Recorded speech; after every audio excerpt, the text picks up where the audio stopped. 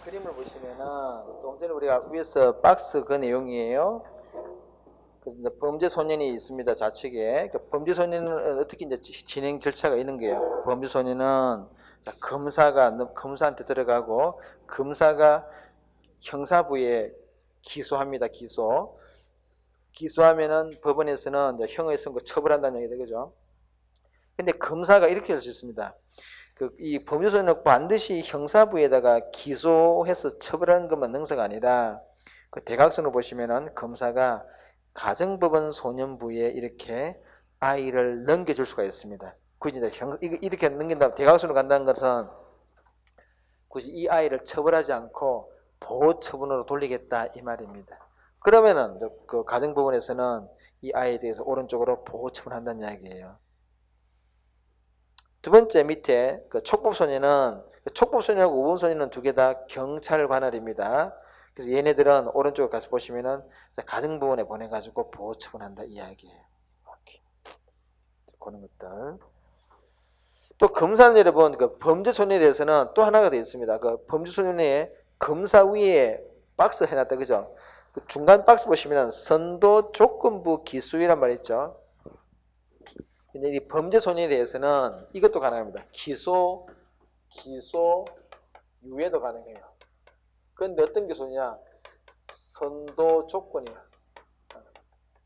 선도 조건부로 기소유예 가능합니다. 그게 우리가 범죄 소년은 선도 조건부 기소유예도 가능하고, 그다음에 이제 이거 형사법원에 넣어서 처벌도 가능하고 보호 처분도 가능합니다. 이게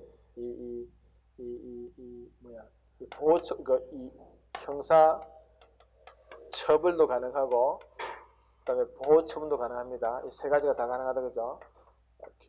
그래서 요 정도 다시 한번 기억해 보시고요. 오케이 넘깁니다. 그 뒤에 다 했어요. 다 했고 자, 페이지를 넘겨서 학교생활과 법으로 갑니다. 학교생활과 법은 이거는 볼 거 없어 그냥 하나만 이거 하나 체크합시다. 우리가 그 의무교육 대상자한테는 이거 퇴학이 안 되죠. 퇴학이 못 시킵니다. 그래서 거기에 학생처벌의 세 번째 칸에 보시면은 학생처벌 첫 번째 줄 끝에 보세요. 퇴학 의무교육 과정 아이에게는 제외. 퇴학시키면은 교육을 달리면 이거죠. 우리가 초등학생 아이들한테 퇴학 못 시키지. 그거 똑같은 얘기다 그죠. 자 넘깁니다. 자 됐고요. OX 몇 가지만 체크해 보도록 하겠습니다. 2번 근로계약은 부모가 대시할 수 없다 그랬죠. 3번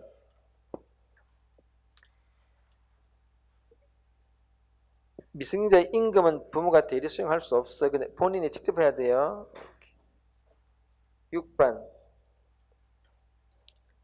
하루 7시간 주 40시간입니다. 9번 10살 아니지 14세 이상 19세 미만 그렇게 해야 돼. 촉법소년은 10살 이상 14세 미만입니다. 11번은 10살 미만은 어느 일치 대상이 아니에요. 12번은 범죄소년은 보호처분도 가능하고 형사처분도 가능하다. 그 정도만 기억합시다. 일단은 자, 오른쪽에 소비자 권리입니다. 소비자 권리는 밑에 보시면 그 8대 권리가 나오죠. 소비자 보호법상, 소비자 기본법상 8대 권리가 있습니다. 그 8대 권리는 막 가끔씩 나오기도 해요. 안전할 권리, 알 권리, 선택할 그 타이틀만 이렇게 보세요. 선택할 권리, 의견 반영 권리, 보상받을 권리, 교육받을 권리, 조직 활동권, 쾌적한 환경 소비. 그 이름 우리가 안전할 권리 같은 것도 그죠. 뭐 소비 과정에서 위해를 입지 않아야 돼. 근데 그죠. TV가 뻥 터져가지고 내가 다치다든지 그러면 안 될 거 아니야. 그런 게 안전할 권리입니다. 알 권리는 보통 이래서 우리가 원산지 같은 우리 음식으로 따지면 원산지를 속이면 안 되지, 그지? 그런 것도 일종의 알 권리 침해입니다. 분명히 이게 있잖아. 분명히 횡성한우가 아닌데 횡성한우래. 그런 것들 다 소비자의 알 권리 침해당했다. 그렇게 말할 수 있습니다. 그런 것들. 다음에 선택할 권리. 이거는 주로 끼워 팔기 금지도 그죠. 내가 요걸 사고 싶으면은 이거죠. 요거 하는 게 아니라 상대방이 요걸 살려면 이것도 같이 사세요. 이게 아니라 이게 내 선택할 권리 침해다 그죠. 나는 사실 하나만 사고 싶은데 두 개를 끼고 파는 거 그런 게 일종 예를 들어서 선택할 권리 침해 있는 이야기입니다. 의견 받는 권리. 피해 보상 받는 나중에 다 이해되시죠? 6번 여러분 교육 요즘 여러분 그 소비 그 제품 자체가 너무 복잡하기 때문에 이런 것들도 뭐 교육받을 권리 이런 것도 있습니다. 오케이. 8가지. 타이틀만 몇 번 읽어보세요. 그 다음에 밑에 소비자 보호기관 노조 한국소비자원이 가장 대표적이고 뭐 공정거래위원회 이런 것들도 우리가 이 소비자 보호하는 역할들을 합니다. 이렇게 그 기관들 이름만 한번 익혀봐봐요. 그 다음 페이지 넘겨주시면 철회권 볼까 철회권. 소비자 보호법상 철회권이 있습니다. 이거랑 이거 달라요. 우리 민법상에서는 우리가 취소권을 받습니다. 어떤 경우 나 소비자가 뭐 미성년자다 그러면은 미성년을 이유로 취소할 수 있죠, 그죠? 근데 소비자 요거는 우리가 민법에 놓은 이야기고 소비자 보호법이라는 법에는 소비자 보호법에는 뭐가 있는 거 하니까 철회권. 그리고 우리가 계약을 취소할 수 있는 경우는 나 그때 미성년자였다 이런 걸 내세운다 그죠? 근데 우리가 철회란 말은 여러분 요거는 사유가 없어요. 이거는 단순 변심이 가능합니다. 단순 변심이 뭐예요? 나 그냥 마음이 바뀌었다는 이야기죠. 아까 사고 싶은데 지금 딱 사고 났더니 갑자기 마음이 식었어. 안 사고 싶어.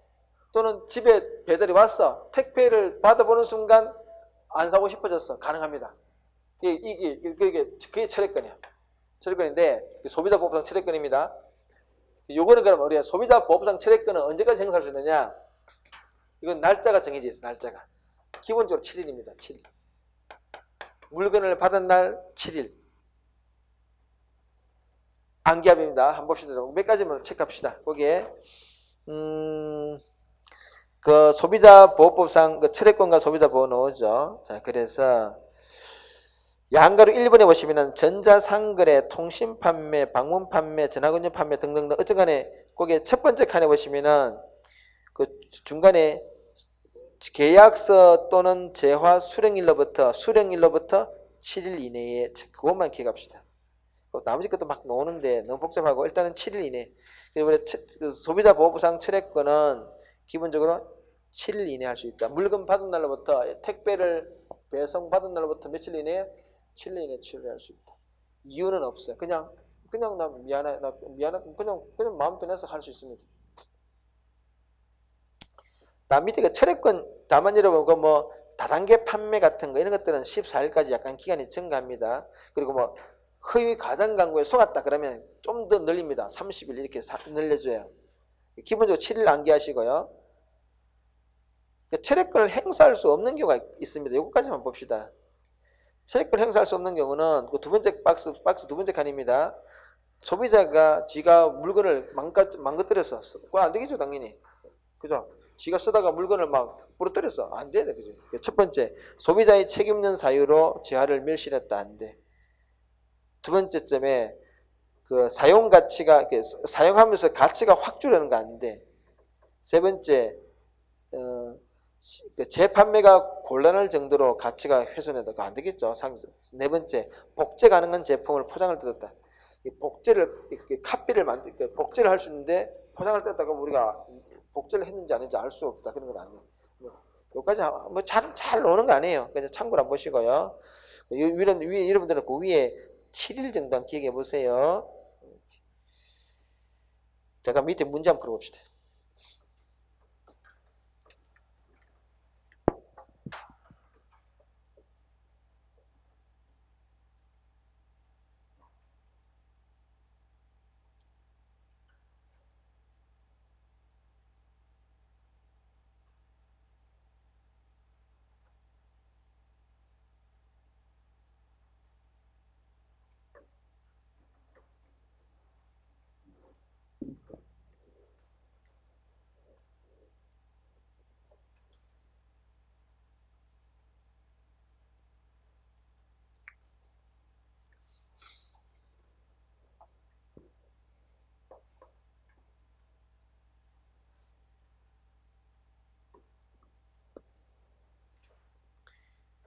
자, 상황은 이래죠, 그죠? 만 17세 아이인데 부모의 허락도 안 받고 덜컥 인터넷 할부 계약했네, 그지? 아, 어떡할까? 물건을 수령해보니 너무 조악하다. 조악하다는 게 물건이 형편없다 이 말이야, 그지? 조악하다 했더니 어떡할까? 두 가지가 있겠다, 그죠? 일단 여러분, 나이가 몇 살입니까? 17세입니다. 17세야. 이게 아까 이게 17세니까, 그죠? 미성년자, 그지? 그래서 17세기 때문에 뭐를 이유로? 나 미성년자야다 이유로 취소할 수 있습니다. 그죠? 취소할 수 있어요. 근데 이것도 가능하고 또 뭐도 가능합니까? 소비자법상 철회권도 가능해요. 왜요? 며칠밖에 안 지났습니까? 오늘 물건을 수령해보니 오늘 받았다는 얘기지? 형편없다라고 하고 오늘이니까 앞으로 7일 안에는, 그지? 7일 안에는 수령일로 7일 이내는 뭘 할 수 있다? 철회권도 가능하다. 자, 1번 보도록 하겠습니다. 물건을 수령한 후 7일 이내므로 문서로, 우리 청약 철회는 문서로 하는 게 좋습니다. 그리고 확실하니까. 맞아요. 2번에 부모님이 전에 동의하지 않았기 때문에 계약을 취소했다. 그죠? 미성년자인데 부모의 동의를 안 받았기 때문에 그걸 이유로 취소할 수 있다. 이거는 민법 이야기입니다. 가능하다. 3번에 제품을 이미 사용했다면 아까 철회할 수 없다. 그지? 제품을 이미 사용했다 그러면은 소비자보호구상 철회권을 행사할 수 없어. 그러나 미성년자를 이유로 취소하는 것은 여전히 그때 가능합니다. 그거는 별개의 문제이기 때문에 가능해요. 사용해서 못하는 것은 철회권이지 취소권은 전혀 별개로 이건 가능합니다. 4번에 환불 불가라는 계약 조건이 있고 이에 동의했다 하더라도 그거는 무효예요. 그래서 우리가 소비자한테 불리한 어떤 특약들이 있죠. 그런 것들은 다 무효입니다. 우리가 소비자를 보호하는 여러 가지 규정들이 있는데 그런 규정들을 위반하는 특약들 다 무효예요. 이것도 무효입니다. 이거는. 자, 오른쪽에 제조물 책임법 한번 볼까요? 제조물 책임법은 단행법으로서 조금 알고 있어야 돼요. 또 시험 이미 한번 나왔고 이 부분 조금 중요합니다. 자, 제조물 책임법이에요.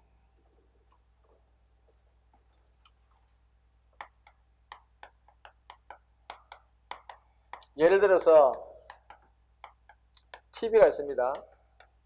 TV를 보고 있는데 TV가 펑 터졌어요. 터졌어.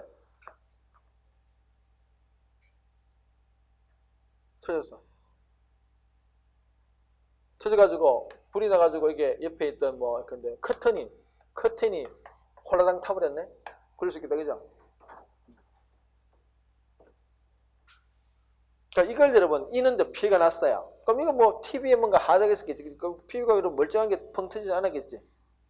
그것도 요게 불이 나가지고 이거 TV는 완전 망가졌어. 요거만 망가진 게 아니라 뭡니까? 커튼도 홀라당 타버렸네. 이는 손해가 발생했죠. 이걸 그럼 여러분이 이 집의 가족이야. 여러분이 여기 앉아 있다, 그죠? 이는 사태가 발생했다, 그지? 어떻게 하겠습니까? 아이, 재수 없네 하고 끝나겠습니까? 아니면 이거 뭔가 법적으로 문제 삼겠습니까? 법적으로 문제 삼아야 돼요. 그게 제조물 책임법의 이야기입니다. 이게 있잖아요. 이거를 우리가 이미 공부했던 민법에 의한 불법행위 있죠. 불법행위로 는 손해배상으로 문제를 삼을 수도 있습니다만은 그렇게 하려면 이게 입증하기가 지난 공부 이야기했지. 아까 우리가 손해배상을 받으려 그러면은 뭘 해야 돼요? 요건을, 그지? 그때 우리 공부했다, 그죠? 요건, 그죠? 가해행위, 고의과실 등등등 손해발생하고 인과관계, 그지? 이런 걸 입증을 해, 증거를 해야 돼. 재판은 말로 하는 게 아니에요. 재판은 증거. 입증을 누가 하라고? 입증 책임을. 피해자입니까? 가해자입니까? 피해자가 입증을 다 해야 돼. 그러니까 이거 봐봐. 아니 우리가 A가 B를 지어 폈다. 가해자다 피해자다. 이런 것들은 우리가 그래도 입증하기 쉬워. 그런데 TV를 만들었는데 TV 안에 뭔가 지금 잘못됐는데 그게 그게 TV를 만든 회사가 잘못해가지고 우리가 입증 못할 거 아니야. 그래서 거의 안 돼. 입증하기가 너무 힘들어. 그래서 그때 어떤 문제가 있냐. 분명히 뭐가 문제가 있고 따라서 우리가 피해를 봤음에도 불구하고 손해를 배상 요구를 못해요. 입증이 안 되기 때문에. 그래서 뭘 만들었다고? 요번 특별법을 만드는 거야. 제조물에 어떤 문제가 있다면은, 그래서 우리가 피해를 입었다면은 좀 쉽게 손해배상을 요구할, 달리면 입증 책임을 확 줄인 게 이게 제조물 책임법입니다. 그래서 이 제조물 책임법은 기본적으로 어떤 법이냐, 이거는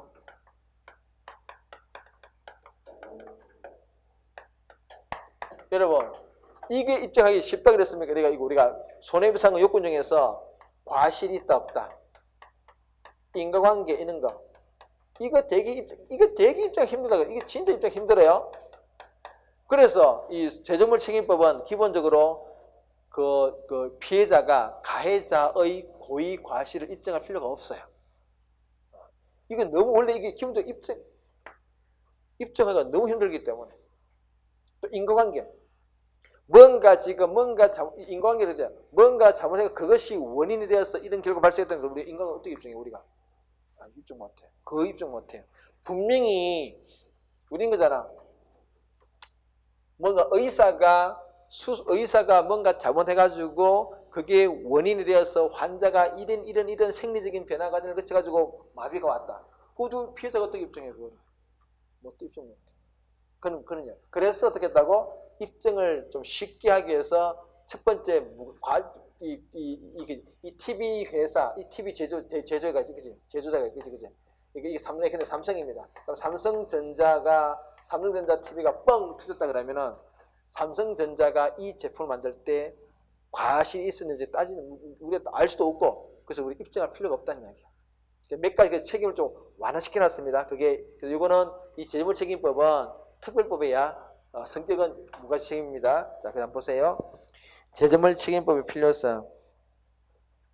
거기 났네. 여러 가지 세 번째 줄 보시면 제조업자의 과실을 입증해서 매우 어렵다 등등 해서 결과적으로는 이 필요성이 왜 필요하냐? 입증 책임을 좀 쉽게 하자, 그지? 자, 그래서 마지막에 났네. 무과실 책임이다. 무과실 책임 딱 체크하세요. 무과실 책임이다. 자, 그래서 밑에 내가 법을 소개하고 있는데요. 자, 페이지 넘겨보시면 내가 정리를 좀 해놨어요. 제조물 책임, 뭔가 지금 펑 터졌습니다. 그지? 그래가지고 이렇게 내가 커튼이 타버렸어요. 그러면은 이 제조물 책임을 받으려 그러면은 뭔가 우리 입증을 하게 되면 어떤 입증하느냐? 첫 번째 파일 보세요. 제조물. 이거 TV가 제조물이다, 그죠? 제조물입니다. 제조물이 있어야 돼. 두 번째, 이 제조물에 어떤 결함이 있어야 돼요. 결함의 존재. 보세요. 일단 뭔가 결함이 있어야 되겠지. 결함이 있고 이 결함으로 인해서 어떤 피해가 발생합니다. 피해가 발생하고 이 결함과 피해 사이에서 뭐가 인과관계가 있어야 돼. 인과관계. 이 결함으로 인해서 피해가 발생했다는 인과관계가 있습니다. 그죠? 상식적으로 이 세 가지는 기본적으로 나와야 돼요. 나와야 되는데 우리 법에서는 어떻게 하고 있느냐? 얘를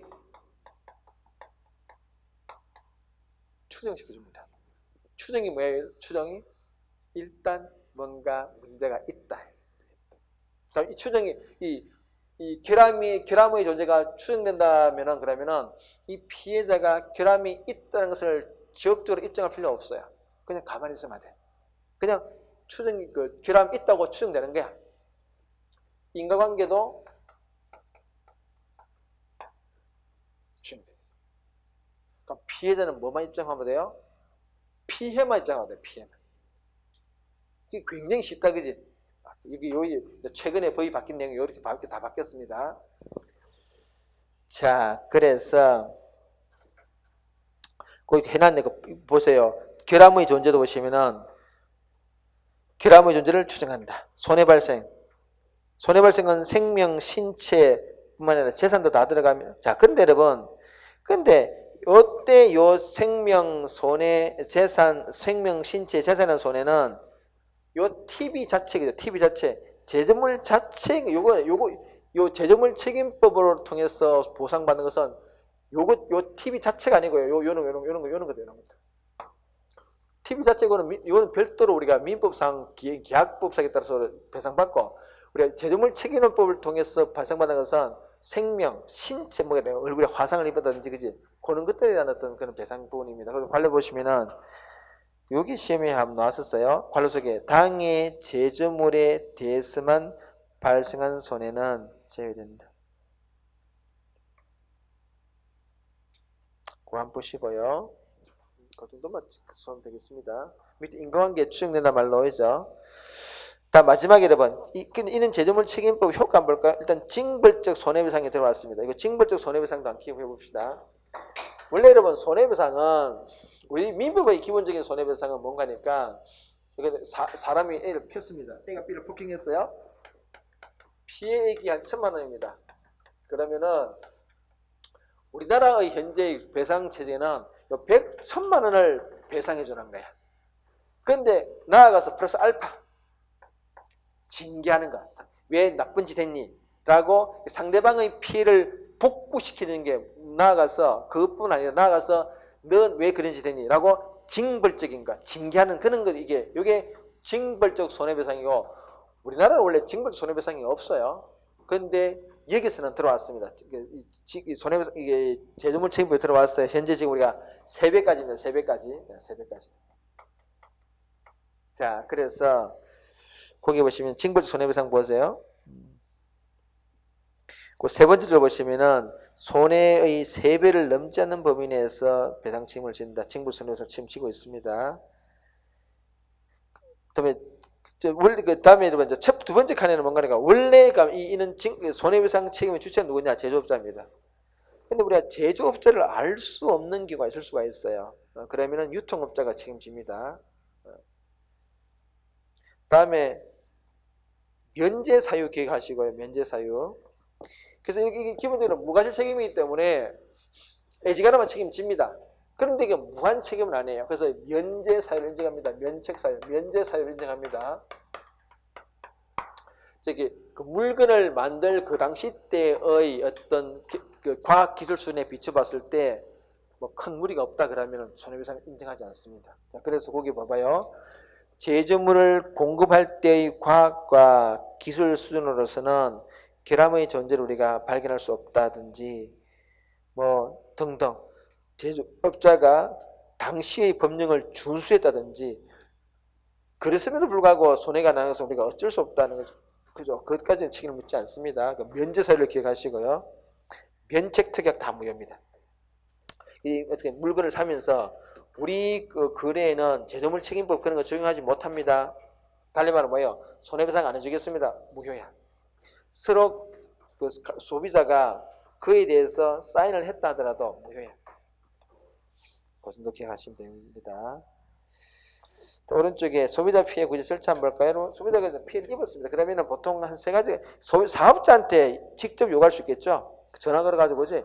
내 이렇게 했는데 해줘. 보통 잘 안 해주겠죠. 이런 이유 전에도 안 해줍니다. 옛날에 여러분 BM 그 타고 다니는 사람이 저기 가다가 뭐 엔진 자꾸 스톱하니까 그 BM 맞죠? 벤츠가 BM입니다. BM이죠, 그죠? 그래서 어디 매장 앞에 가서 매장 앞에 어떻게 했습니까? 골프 치는 거죠. 내가 시원하고. 끝까지 갈 수도 있고 한 7, 8천원 기분 잘 것 같은데 그런 차를 막 그냥 열받았다 그지? 그랬더니 며칠 있다가 뭔가 조치를 취했다 그지? 그게 사업자한테 직접 요구하는 거야. 그렇게 한번 해보세요 여러분들. 보통 이렇게 사업자한테 잘 안 해줘요 보통. 그래서 두 번째 뭘 합니까? 소비자원에 전화를 거는 거야. 소비자원. 이게 옛날에는 이게 소비자보원 그랬는데 요즘은 소비자원이라고 합니다. 소비자원에 전화 걸어서 어떻게 하면 일단 요걸 기억해 보세요. 소비자원에서 하는 행위들입니다. 먼저 뭘 한다고? 합의를 권고합니다. 합의 보세요. 권고를 해. 권고니까 뭡니까? 따라도 되고 안 따라도 관계없죠. 합의 권고합니다. 그러면은 잘 안 돼. 보통은. 그 2번에 뭘 어디 들어갑니까? 소비자 분쟁 조정위로 넘어갑니다. 소비자 분쟁 조정위로 넘어가면은 소비자 분쟁 조정위에서 뭘 하는 거니까 조정을 합니다. 자, 조정하면 여러분, 그 니은해 보세요. 조정했을 때 30일, 날짜를 굳이 뭐 외울 필요는 없을 것 같아요. 이게 디테일, 이렇게 디테일이 안 옵니다. 하여튼 뭔가 30일 이내에 조정을 하는데, 자, 당사자는 있잖아요. 그럼 소비자 분쟁 조정위원회가 조정을 합니다. 조정을 해가지고 상대방한테 우리가 이렇게 했으니까 따를래, 이렇게 통지를 한다, 그죠? 그러면은 AB가 이 조정을 통지를 받아보고 마음에 들면은 뭐, 오케이 할 수도 있고 안 할 수도 있겠지. 여기 시험에 나왔습니다. 뭐가 나오는 거니까, 조정 통지를 받은 날부터 15일 이내에, 이 날짜가 중요한 게 아니에요. 이내에 결정을 수락할지를 통지하는데, 이때 이 기간 내에 의사 표시가 없을 때 물어본다고요? 교육의 시험이 나왔습니다. 여기 좀 지나치게 디테일한 게 나왔었어요. 이거는 뭐 한번 변별력을 두려고 한번 냈던 것 같은데 이 정도가 나왔습니다. 이게 수락한 걸 본다고. 수락이 뭡니까? 오케이 했다는 거죠. 오케이 했다. 그래도 안 된다. 그러면 밑에 세 번째 칸에 뭡니까? 소송을 해야 되겠지, 그지? 근데 이겁니다. 근데 이렇게 하죠. 그러면은 소송을 하기 위해서는 반드시 소비자원의 분쟁 조정을 거쳐야 되나 꼭 그럴 필요 없습니다. 성질 급한 사람은 바로 뭐 법원에 뛰어갑니다. 꼭 뭐 거칠 필요 없어요. 자, 그래서 뭐 봐봐. 소비자 두 번째 줄에 물론 조정 절차를 거치지 않고 곧바로 소송을 제기할 수 있는데 이때 소송이 민사소송입니다. 민사소송. 민사소송을 체크해보세요. 가끔 이걸 행정소송 그러면 아니야. 자, 그렇게 정리합니다. 됐습니다. 넘겼어요. 오역상 가볼까요?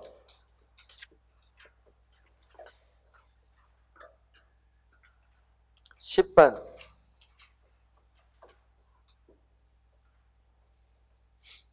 뭐가 일정입니다. 11번 뭘 입증해야 돼요?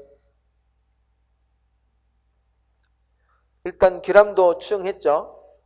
인과관계 추정했죠. 고의가시는 입증할 필요 없죠. 해당처. 이게 손해만 입증하면 됩니다. 12번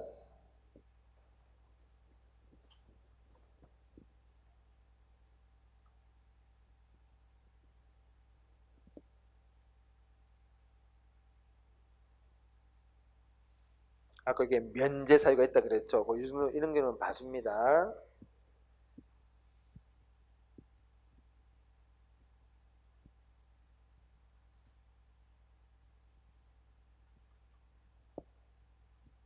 (20번) 해볼까요?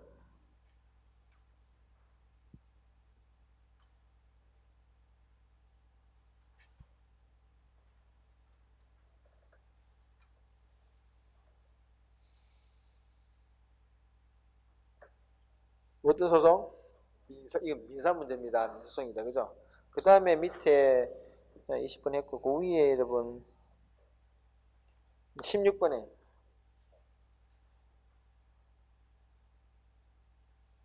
있습니다. 그죠? 조정 거치지 않고 바로 할 수 있죠. 밑에 21번에 알 권리에 이런 것들 잘 넘깁니다. 다음에 근로관계 한번 볼게요. 근로관계는 738페이지 오시면은 우리 개별적인 근로계약 체결할 때 문제점 몇 가지만 체크합니다. 일단 거기에 여러분들 요것만 기억해 보세요. 동그라미 1번에 서면 작성 의무입니다. 근로계약을 체결할 때는 말로 하면 안 돼요. 반드시 어떤 종이 한 장 써야 돼. 서면 작성 의무. 서면을 해요. 서면을. 그죠? 왜냐면 여러분 우리가 계약 관계라는 것 자체가 확실한 게 좋다, 그지? 근데 우리가 일반적인 계약은 꼭 계약서를 안 써도 관계없죠. 근데 이것은 법을 쓰도록 강제하고 있습니다. 분쟁이 일어날 가능성이 많고, 그러면 확실한 입증이 필요하기 때문에. 그렇죠? 그래서 거기에 사용자는 반드시 근로계약을 체결할 때 서면을 작성해야 됩니다. 그리고 두 번째, 근로기준법을 위반했습니다. 근로계약을 체결할 때. 아까 우리가 이런 얘기 했죠. 근로계약 체결하면서 근로시간. 우리가 아이들입니다. 아이 청소년과 근로시간을 어떻게 하는 거니까 1일, 아까 1일 몇 시간입니까? 7시간이죠. 그죠? 이렇게 했는데, 아이랑 근로 체결하면서 하루에 10시간, 이렇게 한 거예요. 10시간. 이거 근로기준법 위반입니다. 왜냐면 이게 이제 이런 내용이 근로기준법에 나오기 때문에, 그지? 이제 근로계약 이렇게 해놨거든. 근로계약, 그지? 이렇게 해놓으면, 해서 사인해서 이렇게 도장 찍었다, 그지? 다른 건 다 좋은데 요게 딱 문제라는 거야. 그러면 근로계약 자체가 무효입니까? 아니면은 요게 무효입니까?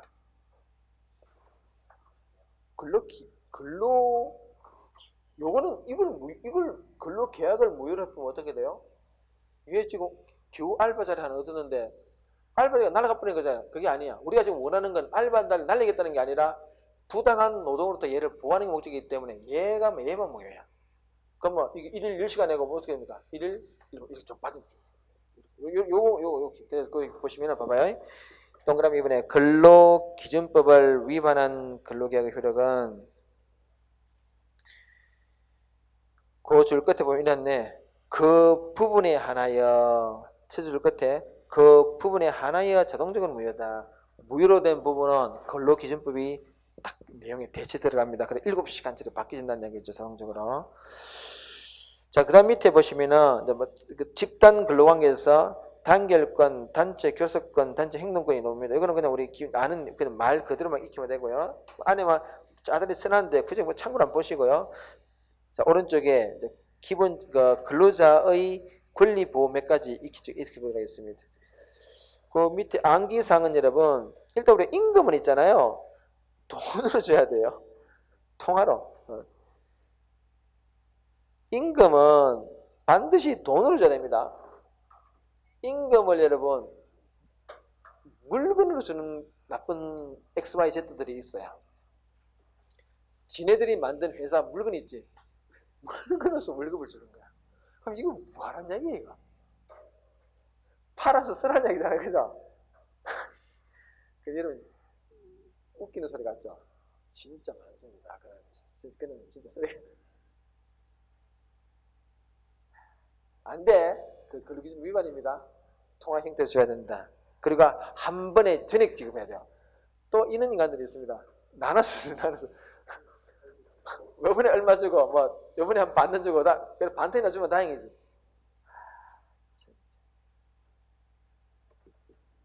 다 근로기준 위반이야? 전액 지급해야 됩니다. 오케이. 두 번째로. 근로시간이 암기사항입니다. 거기에 근로시간 보시면은, 요거는 지금부터 말하는 건 다 어른들이에요, 어른들. 자, 1일 40시간 똑같아.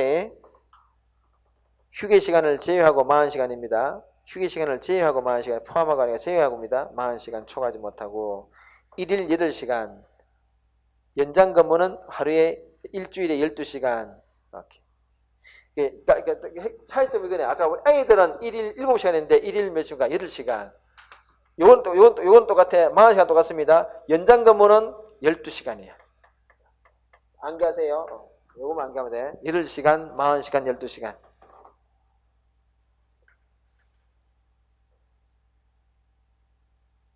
근로시간은 그 4시간마다 30분 시간의 휴식 시간을 준다 그럽니다. 줘야 되는데, 하여튼 우리 법은 그래 되어 있습니다. 줘야 된다. 돼 있고요. 좀 밑에 휴일과 뭐 휴가도 안 보세요. 그게 일주일간 개근한 사람들한테는 일주일 1회 이상의 유급 휴가를 줘야 되는데, 이게 잘 안 주죠. 뭐 몰라서 안 주기도 하고, 뭐 잘 인식이 안 돼서 잘 안 줍니다. 일단 뭐 제도는 그렇게 되어 있습니다. 오케이, 뭐 그 정도 기억해 볼까요? 됐습니다. 다음 밑에 여러분 그 청소년 보시면은 그 박스 보세요. 청소년과 여성보험 이거 상식적으로 사용자는 임신 중이거나 산후 1년이 지나지 않은 여성과 18세 미만 아이를 도덕상 또는 보건상 유의한 업소에 사용하면 안 되겠죠. 그럼. 너무나 당연한 이야기입니다. 그다음에 두 번째 점, 사용자는 여성과 18세 미만 아이는 깽이 뭡니까? 탄광에 집어넣으면 안 되겠죠. 상식적으로. 그지? 됐고요. 그다음 해고입니다. 해고. 자, 해고는 이제 넘겨보시면 여러분, 해고할 때도 법을 지켜야 돼요. 안 지키면 부당 해고 됩니다. 그럼 우리 해고는 일단 해고 사유가 있어야 되는데 절차와 관련해서 요거 하나만 기억합시다. 3번에 보시면은 해고 계획이 있음을 30일 전에 예고를 해줘야 돼요. 왜 30일 전입니까? 한 달 전에 미리 예고를 해가지고 다른 직장 좀 구해라 이 말이야, 그지? 연속되게 그렇게. 다음에 또 네 번째, 반드시 서면으로 해야 됩니다. 해고를 할 때. 근데 이런 경우가 있긴 있죠. 진짜 아침에 막 출근하는데 문자가 뜨거운 거야. 오지 마.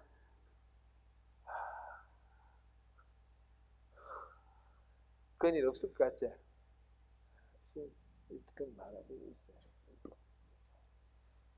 아니면 회사 출근했는데 자리가 없어. 책상이 없네, 책상이. 그런 경우 없을 것 같아? 있어, 진짜. 있어. 아, 그거는 아주 능력 있는 친구들이. 아니면 책상이 있긴 있는데, 물려있던 자리가 아니고, 저 화장실 앞에 가서 책상을. 어쨌든, 해고할 때는 뭘 하고, 말로 하면 안 돼. 서면을 하라. 오케이. 됐습니다. 자, 밑에 이제 근로자 권리보호관과 임금 체불과 부당해고입니다. 임금 뭐 어때? 밑에 부당해고. 부당해고를 당했습니다. 그러면 이제 권리구제 절차를 가끔 물어봅니다. 부당해고를 당했을 때 권리구제 절차입니다. 일단 그 노동위원회가 있습니다. 노동위원회가 있어요.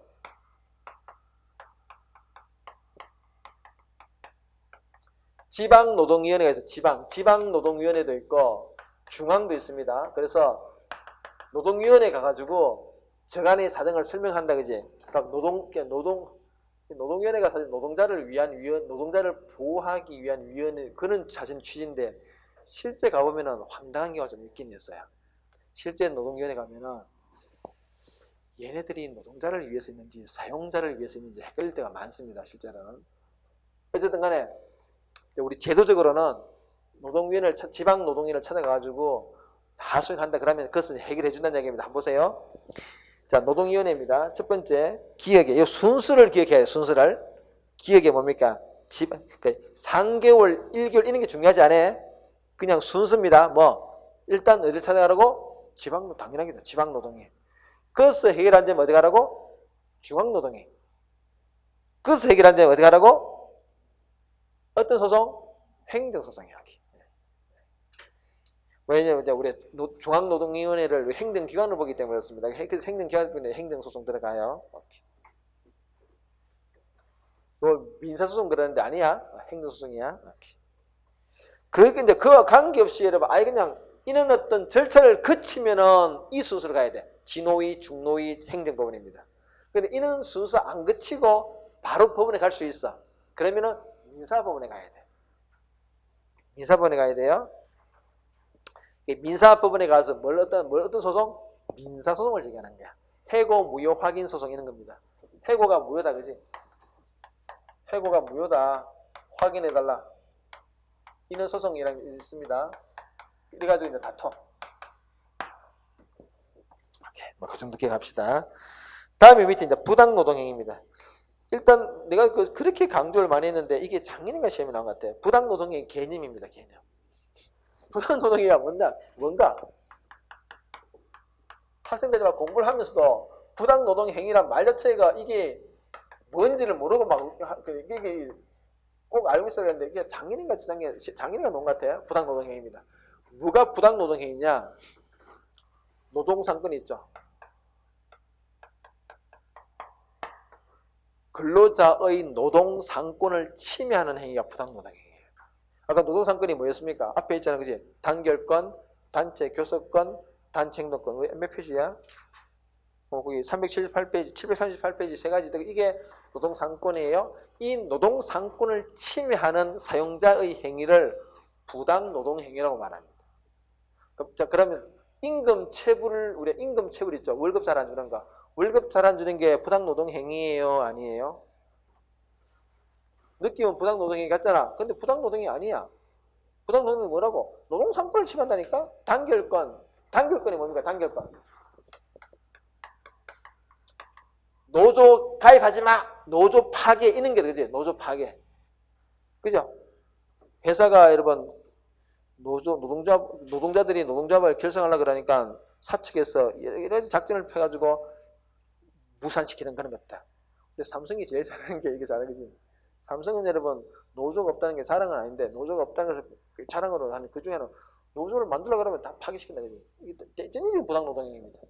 단계 행동권, 단체 행동거죠. 이게 뭐예요? 파업을 무산시키는 거 파업 같은 겁니다. 단체 교섭권, 뭐 근로조건 향상을 위해서 사장하고 이야기 좀 하자 그러니까 사장이 도망가 버려. 이런 게 단체 교섭권을 침해하는 행위다. 그지? 교섭. 이런 것들을 뭐라고 한다고? 부당노동행위라고 말한다. 그지? 자, 그래서 해놨네. 노동상권을 침해한다. 그 밑에 이제 그 박스에 보면은 이게 우리 이제 법에서 인정하고 있는 유형들인데 이걸 굳이 뭐 다 암기할 필요는 없습니다. 주로 뭡니까? 주로 노조에 가입하지 마라. 노조에 가입하면 막 이렇게 협박하는 이런 것들 다 부당노동행위들입니다. 그러니까 밑에 내용이 다 그런 내용들이야. 봐봐요. 그게 1번에 보시면은 2번에 봐봐요. 노동조합에 가입하지 말 것을 조건한다. 아니면은 1호에 그 노조에 가입했다는 이유로 자른다, 해고한다. 이런 게 다 부당노동행위입니다. 자, 그것만 기억하면 될까요? 오른쪽에 이거 외우라는 이야기가 아니고 그런 느낌을 가지고 한번 읽어보면 되고요. 그 체크요. 환경계약은 뭐죠? 환경계약. 그 박스 밑에 체크 있다, 그지? 환경계약 보이죠? 작은 글씨로 환경계약. 그 박스 밑에 그 환경계약 요거는 이게 부당노동행위예요. 환경계약이 부당노동행위인데 이게 어떤 계약이냐? 이거는 강아지 키우는 계약이야. 강아지. 환경이 노란 강아지, 누렁이죠, 누렁이. 시골 그 강아지, 누렁이 키우는 계약이야. 말 잘 듣는 강아지 키우는 계약. 이게 노조 불가입을 조건하는 거야. 니 채용해 줄게. 다만 너 절대 노조 가입하면 안 돼. 이는 조건을 하는 거야. 이게 노조 불가입의 고용계약이야. 조건부. 이게 이거는 뭐야? 이건 뭘 침해했습니까? 단결권을 침해했다, 그지? 노조에 가입할 거. 이건 다 부당노동행위예요. 그럼 다시 이게 고용계약인데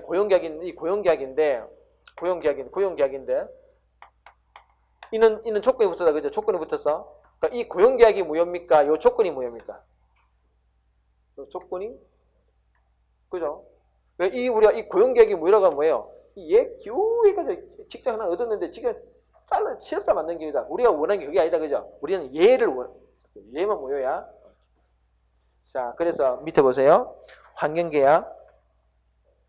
그래서 밑에 네 번째 줄 보시면은 중간에 이런 말 있죠. 이 경우 근로계약 전체가 무효가 되는 것이 아니라 노조에 가입하지 않는다는 조건만 무효다. 오케이. 그거만 지켜보시고요. 자, 이는 부당노동행위가 발생했어요. 그러면 이 부당노동행위는 이게 단결권, 행동권, 교섭권 이거는 사실은 근로자 개개인의 문제이면서도 한편으로는 뭐의 문제입니까? 그러니까 노동조합의 문제다, 그죠? 노동조합 안에서 단결하고 행동하고 교섭하잖아요, 그지? 이건 사실은 노조의 어떤 그 문제이기도 해요. 그래서 이 부당노동행위는 누가 다툴 수 있느냐?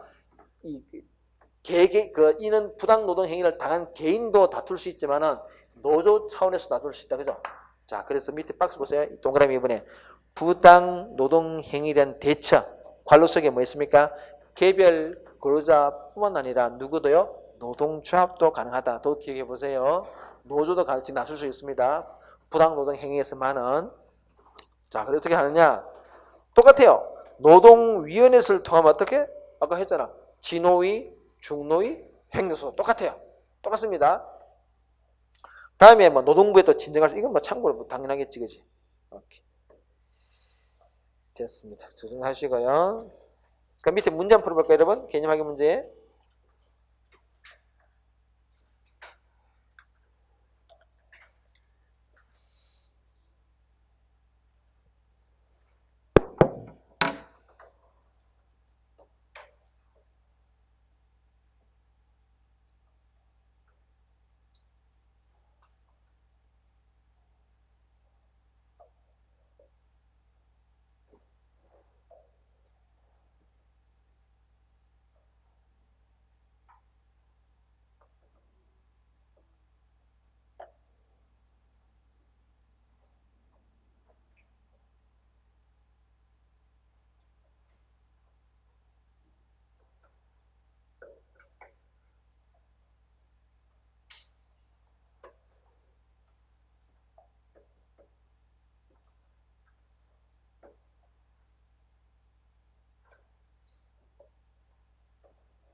지금 여러분 상호는 이해되죠? 근로자인데 근로 조건은 그 두 번째 이름은 노조에 가입하지 않는다는 근로계약을 무시하고 원래는 이 사람이 그 계약을 회사에 들어올 때는 자기는 노조에 가입하지 않겠다는 계약을 했어요.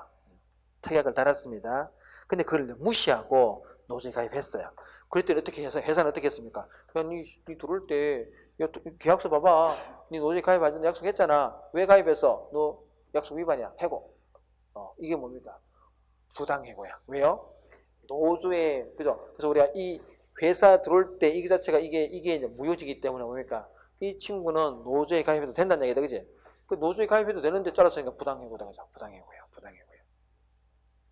해고 자체가 무효라는 얘기다, 그죠? 자, 그래서 1번에 보겠습니다. 기업과 니은 모두 계약 자유 원칙에 따라 유효한 게 아니라 이거는 계약 자유 원칙이 수용되지 않고 뭐 우리가 민법 공부할 때 했던 거 뭐 계약 공공의 원칙이 작동합니다. 그래서 계약 자유를 수용한다, 그지? 그리고 근대민법의 3대 원칙이 뭡니까? 계약 자유 원칙인데 이거는 뭐 현대민법의 3대 원칙이 작동되는 경우야. 계약 공정 원칙이야. 계약 공정 원칙. 계약 순수하게 여러분 계약 자유 그대로 관철하면 이것도 당연히 이건 자유 유효합니다. 근데 우리는 우리 현대사에서는 이런 걸 못 봐주겠다는 얘기죠. 그죠? 그건 공정하지가 못해. 무효시킵니다. 2번에 기업이 단결권을 침해하는 위법한 계약이므로 니은도 무효다. 당연하죠. 이게 맞는 논리입니다. 이 조건 자체가 무효기 때문에 이거를 이유로 해고도 무효야. 그렇게 그런 논리입니다. 3번에 기억이 무효라 하더라도 이거는 틀렸고요. 4번에 다 틀렸죠. 오케이. 자, 그는 어떤 그 느낌을 좀 이해하시길 바랍니다. 뒤에 성의로운 구조 안 보겠습니다. OX까지 안 보고 좀 쉬겠습니다. 자, 1번. 2번 볼까요? 2번에.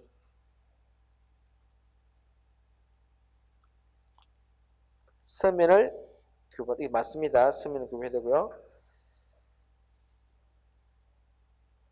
3번. 전체가 무효가 아니라 그랬죠. 5번. 이거 맞는 얘기다. 그죠? 40시간, 8시간 맞습니다. 이게 어른이 기준이기 때문에. 자, 9번.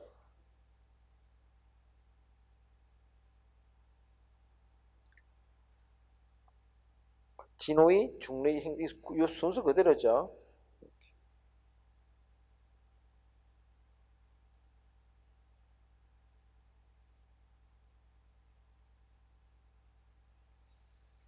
17번.